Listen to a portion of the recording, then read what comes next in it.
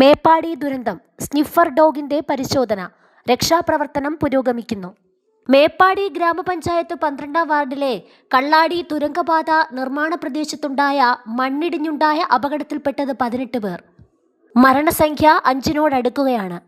കാണാതായവർക്കായി വിവിധ സേനാ വിഭാഗങ്ങളുടെ നേതൃത്വത്തിൽ പ്രദേശത്തെ തിരച്ചിൽ പുരോഗമിക്കുന്നുണ്ട്. കുടുങ്ങിക്കിടക്കുന്നവരെ കണ്ടെത്താൻ സംസ്ഥാന പോലീസിന്റെ സ്നിഫർ നായകളെ സ്ഥലത്തെത്തിച്ച് പരിശോധനയും നടത്തുന്നു. രക്ഷാപ്രവർത്തനം ഏകോപിപ്പിക്കുന്നതിനായി MLA IC ബാലകൃഷ്ണന്റെ അധ്യക്ഷതയിൽ കള്ളാടിയിൽ യോഗം ചേർന്നു. പാലത്തിന് ഇരുവശങ്ങളിലായി കുടുങ്ങിക്കിടക്കുന്ന പ്രദേശവാസികളെ സുരക്ഷിത സ്ഥലങ്ങളിലേക്ക് മാറ്റി താമസിപ്പിക്കുന്നതിന് മുണ്ടക്കൈ ഫോറസ്റ്റ് സ്റ്റേഷനിലും ചൂരൽമല പള്ളി ഹാളിലും സൗകര്യമൊരുക്കിയിട്ടുണ്ട്. സ്കൂളിലേക്ക് പോയ കുട്ടികളെ സുരക്ഷിത സ്ഥലങ്ങളിലെത്തിക്കാനുള്ള നടപടികളും സ്വീകരിച്ചു.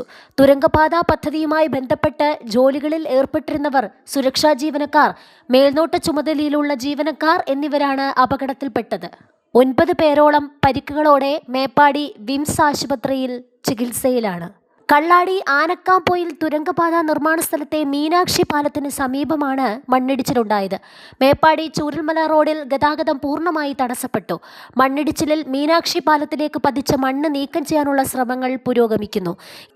ഇതിനുശേഷം പാലത്തിന്റെ സുരക്ഷ പരിശോധിച്ചുറപ്പാക്കാൻ പൊതുമരാമത്ത് വകുപ്പിന് നിർദ്ദേശം നൽകിയിട്ടുണ്ട്. പ്രദേശത്ത് മഴയുള്ളതിനാൽ തുരങ്കപാതയുടെ നിർമ്മാണ പ്രവർത്തനങ്ങൾ നിർത്തിവെക്കാൻ ജില്ലാ ഭരണകൂടം നേരത്തെ നിർദ്ദേശം നൽകിയതിനാൽ നിർമ്മാണ ജോലികൾ നടക്കുന്നുണ്ടായിരുന്നില്ല. ഏറാട്ടുകുണ്ട്, അട്ടമല, മമ്മിക്കുന്ന്, അംബേദ്കർ ഉന്നതിയിലെ ആളുകളെയും സുരക്ഷിത സ്ഥലങ്ങളിലേക്ക് മാറ്റി താമസിപ്പിക്കും. മണ്ണിടിച്ചിലിൽ പ്രദേശവാസികൾ ആരെങ്കിലും അകപ്പെട്ടിട്ടുണ്ടോ എന്ന കാര്യം പരിശോധിക്കുമെന്ന് മന്ത്രി ടി സിദ്ദിഖ് പറഞ്ഞു. മണ്ണ് മാറ്റണമെന്ന് നിർദ്ദേശം നൽകിയെങ്കിലും നിർമ്മാണ കമ്പനി പാലിച്ചില്ലെന്നും ടൗൺഷിപ്പിലെ മണ്ണ് നിർബന്ധമായി മാറ്റാൻ കർശന നിർദ്ദേശം നൽകിയിട്ടുണ്ടെന്നും മന്ത്രി പറഞ്ഞു. 226 മില്ലിമീറ്റർ മഴ രാവിലെ തന്നെ സ്ഥലത്ത് പെയ്തിട്ടുണ്ട്. അലർട്ടുകളിൽ പിശക് പറ്റിയോ എന്ന് പരിശോധിക്കുമെന്നും മന്ത്രി ടി സിദ്ദിഖ് വ്യക്തമാക്കി.